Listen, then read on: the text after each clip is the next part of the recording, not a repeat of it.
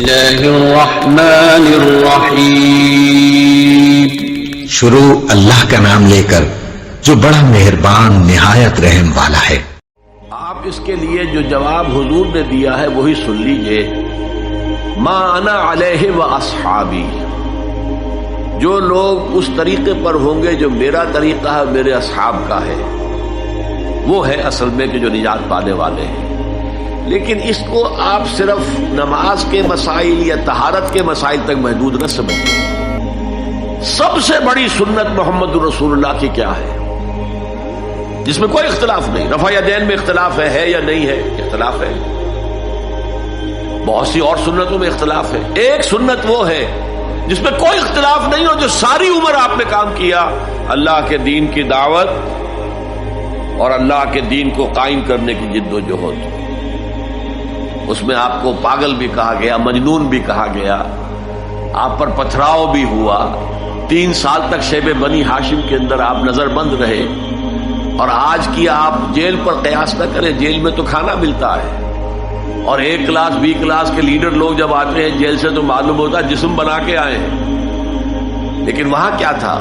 Total بین، کوئی چیز کھانے کے اندر نہیں جا سکتی۔ پھر آپ کو معلوم ہے آپ مجروح ہوئے ہیں، آپ کے دندان مبارک شہید ہوئے ہیں۔ تو اس اعتبار سے یہ ہے ما انا علیہ و اصحابی۔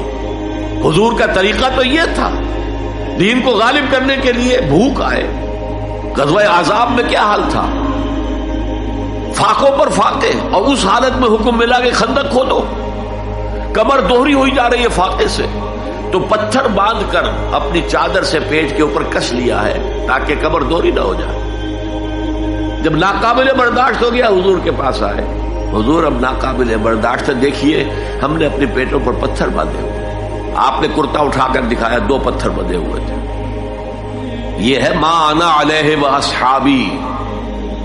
اس لیے کہ جو آیت آئی ہے جو ہماری سیرت کی تقریروں کو مزین کرتی ہے، وہ کیا ہے؟ لقد کان لکم فی رسول اللہ اسوۃ حسنہ۔ یہ اسوہ حسنہ کیا ہے؟